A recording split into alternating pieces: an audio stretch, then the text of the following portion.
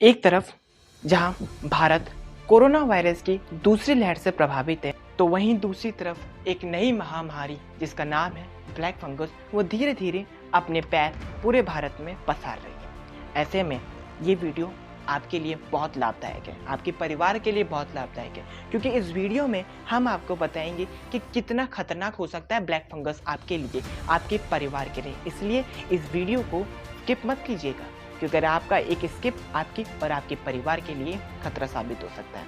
नमस्कार, मैं हूं संतोष पांडे और आज हम चर्चा करेंगे ब्लैक फंगस के बारे में।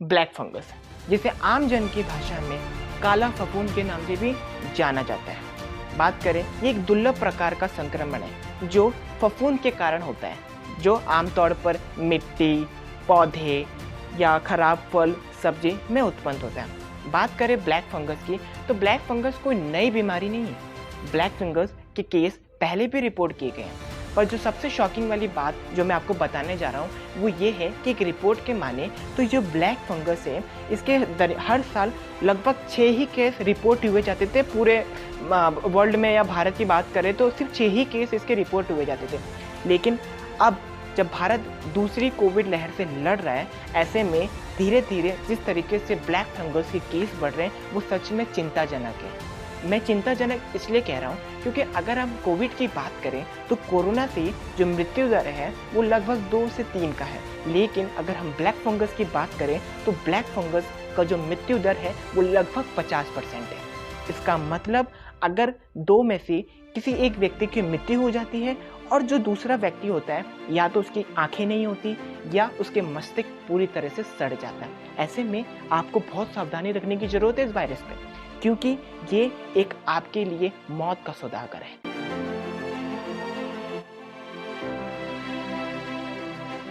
बात करें तो ये फैलता कैसे, तो मेनली ये नाक, कान और दिमाग में अपना प्रभाव डालता है। तो ऐसे में अब आपके अंदर ये सवाल आया होगा कि इसको पहचाने कैसे, हमें पता कैसे चलेगा कि हमें ब्लैक फंगस है, ये है कि नहीं है। तो चलिए सबसे पहले इसकी बात करते हैं इसके लक्षण की।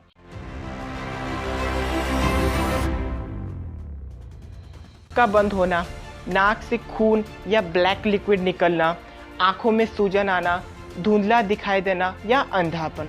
साथ ही इसके अंदर आंख और नाक के आसपास काले या लाल कलर के धब्बे बन जाते हैं, बुखार आना, सांस लेने में तकलीफ होना, सिर दर्द होना आदि इसके कई लक्षण हैं।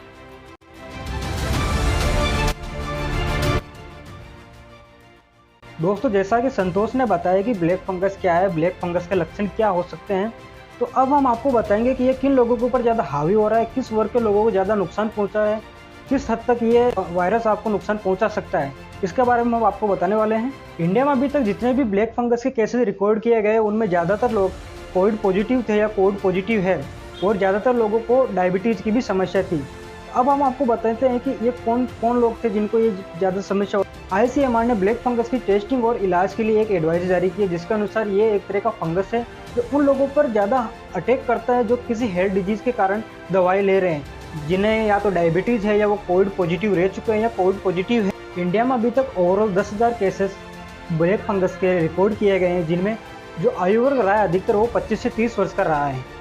जिन्हें अनियंत्रित डायबिटीज़ है या स्टेरॉयड लेने के कारण रोग प्रतिरोधक क्षमता कम हो गई है, या कोई लंबे समय तक ICU में रहा, या किसी व्यक्ति ने अभी किडनी या लीवर का ट्रांसप्लांट कराया है, या कोई दूसरी बीमारी जैसे कैंसर से पीड़ित है, तो उन लोगों को बहुत ज़्यादा खतरा है ब्लैक फंगस होने का। अगर इनमें से आपको कोई सी भी कोई तकलीफ है तो आपको ब्लैक फंगस होने का बहुत ज़्यादा खतरा है। एक बार फिर मैं आपको रिपीट कर देता हूँ कि किन किन लोगों को ज़्यादा खतरा, अगर उनको डायबिटीज़ है, या वो कोविड पॉजिटिव थे या कोविड पॉजिटिव है, या वो किसी बीमारी से ग्रसित है, जिन्होंने अपने बॉडी में ऑर्गन्स का ट्रांसप्लांट कराया है, किडनी लीवर का, या कैंसर से पीड़ित है या किसी और डिजीज से पीड़ित है, तो उनको बहुत ज़्यादा चांसेस है कि ब्लैक फंगस हो सकते हैं।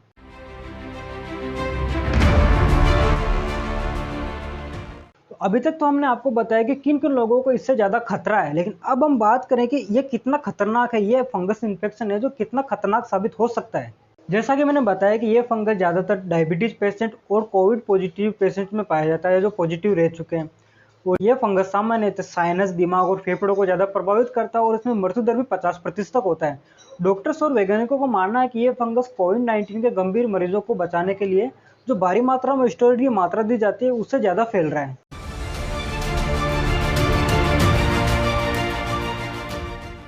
अब हम आपको बताएंगे कि स्टेरॉइड क्या है, ये किस काम आता है। जैसा कि आपको पता है कि कोविड-19 में मरीज के फेफड़ों में सूजन आने लगती है, तो उस सूजन को कम करने के लिए स्टेरॉइड काम करता है। और जब कोविड-19 मरीज में कोरोना से लड़ने के लिए जो इम्यून सिस्टम बहुत मजबूत होता है, तो उससे शरीर को किसी भी प्रकार का नुकसान ना हो, इसके लिए स्टेरॉइड काम करता है। लेकिन यह मरीज की इम्यूनिटी को कमजोर भी करता है। डायबिटीज या बिना डायबिटीज वाले पेशेंट को शुगर लेवल को भी बढ़ा देता है, जिससे इम्यूनिटी बहुत कमजोर हो जाती है। ऐसे में डायबिटीज पेशेंट के शरीर में रोग प्रतिरोधक क्षमता यानी इम्यून सिस्टम को कमजोर करती है, जिससे कोरोना वायरस इसे तेजी से काम करने के लिए मजबूर करता है। ऐसे में कोविड के इलाज में काम आने वाले स्टेरॉइड ही ब्लैक फंगस के खतरे को बढ़ा देते हैं। अब बहुत सारे लोग ये सोच रहे हैं कि ब्लैक फंगस कोई नया फंगल इन्फेक्शन है, लेकिन मैं आपको बता दूं कि ये कोई नया फंगल इन्फेक्शन नहीं है, ये पुराना ही है। पहले इसके केसेस जहाँ साल में 6 आते थे, अब इसके केसेस बहुत तेजी से बढ़ गए हैं और कारण कोविड है, क्योंकि बहुत सारे कोविड पेशेंट हैं जिनको स्टेरॉइड की मात्रा बहुत अधिक मात्रा में दी जा रही है, जिसके कारण ब्लैक फंगस को फैलने का मौका मिल रहा है।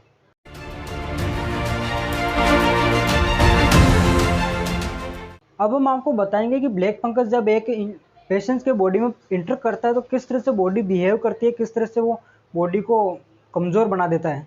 डॉक्टर्स का कहना है कि ब्लैक फंगस कोरोना से ठीक हो चुके मरीजों में 12 से 15 दिनों के बाद में आता है। और जब ये बॉडी में एंटर करता है तो आपको स्टार्टिंग में पता नहीं चलता सिम्टम्स क्या है, मगर उसके बाद धीरे धीरे आपकी चेहरे पर स्वेलिंग होने लगती है, सूजन आने लगती है, आपकी आंखों में भी सूजन आने लगती है। इससे आपको कुछ लोगों को अंधापन का भी शिकायत आती है, किसी को एक आंख में आती है, किसी को दोनों आंखों में आती है। उसी वक्त आपको डॉक्टर के पास जाना चाहिए, डॉक्टर को दिखाना चाहिए।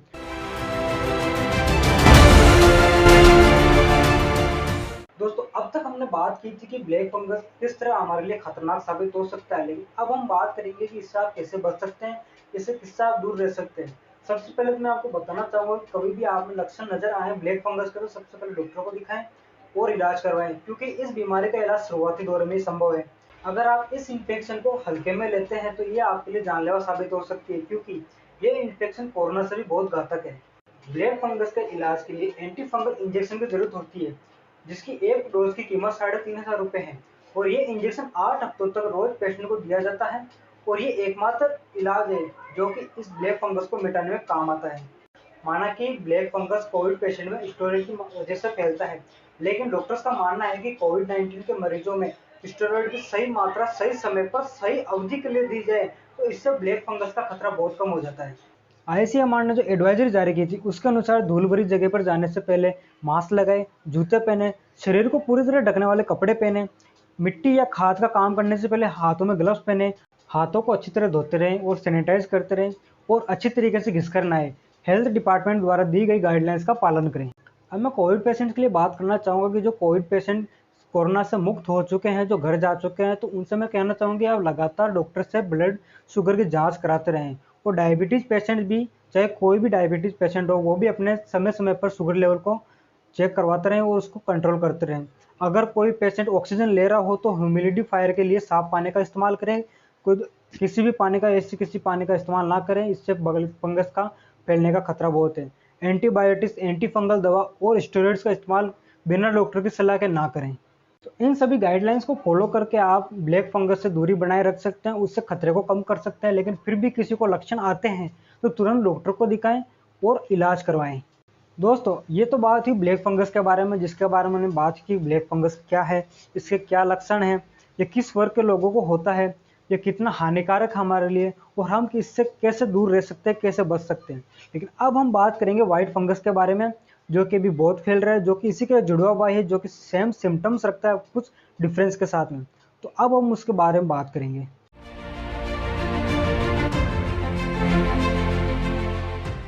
दोस्तों, आपको लग रहा होगा कि व्हाइट फंगस भी कोई नया इन्फेक्शन है, जबकि ऐसा कुछ भी नहीं। ये भी ब्लैक फंगस की तरह पुराना ही इन्फेक्शन है, जो कि अभी कोरोना के काल में उभर के आया है। बहुत सारे केसेस के भी आ रहे हैं। इसका पहला केस बिहार में नोटिस किया गया, जो कि कंफर्म केस था।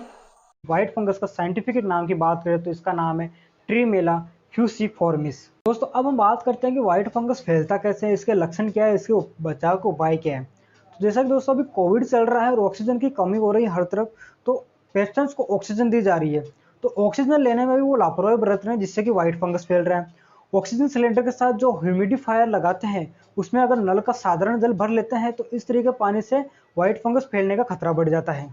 जिन लोगों का इम्यूनिटी सिस्टम कमजोर है, जिनको डायबिटीज है, एड्स है, या जिन्होंने अभी हाल ही में किडनी ट्रांसप्लांट कराई है, उनको व्हाइट फंगस होने का खतरा बहुत ज़्यादा है। और ये फंगस बहुत ज़्यादा इम्पेक्ट करता है चेस्ट में। ये फंगल इन्फेक्शन शरीर के किसी भी अंग में फैल सकता है, जिसमें शामिल है आँख, नाक, फेफड़े, मस्तिष्क, नाखून, किडनी और प्राइवेट पार्ट। दोस्तों फंगस अलग अलग रंग का होता है, हर फंगस वातावरण में मौजूद है। जैसे ही शरीर कमजोर पड़ता है, फंगस इन्फेक्शन का खतरा बढ़ जाता है। हम जिसे व्हाइट फंगस कह रहे हैं, असल में वह एस्परजिलस और कैंडिडा का ही परिवार है, उसी की एक प्रजाति है जो शरीर के विभिन्न अंगों पर उग जाता है। ये ज्यादातर फेफड़ों, आंख और महिलाओं के प्राइवेट पार्ट में पाया जाता है। दोस्तों व्हाइट फंगस ब्लैक फंगस की तरह कोई नई बीमारी या इन्फेक्शन नहीं है, ये पहले भी लोगों को होता रहा है, लेकिन इसके केस बहुत कम आते थे। लेकिन अब कोरोना के इलाज में स्टेरॉयड के इस्तेमाल से इसके केसेस में वृद्धि होने लगी है। हालांकि इस इन्फेक्शन का कोरोना से कुछ लेना देना नहीं है।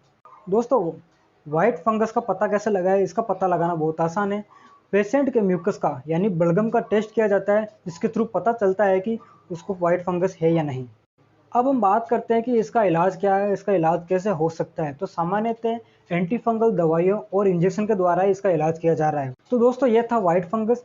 हालांकि ब्लैक फंगस और व्हाइट फंगस में ज़्यादा डिफरेंस नहीं है, मगर कुछ असमानताओं के कारण व्हाइट फंगस को अलग रखा गया है और ब्लैक फंगस को अलग रखा गया है।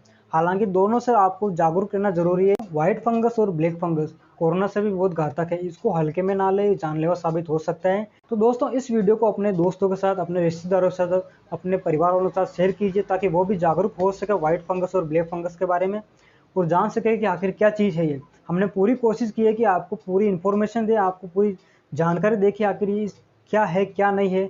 घर से बेवजह बाहर ना निकलें, जब भी बाहर निकलें मास्क लगा के निकलें, हाथों को सैनिटाइज करते रहें, हाथों को निरंतर धोते रहें और अपने और अपने परिवार का ध्यान रखें।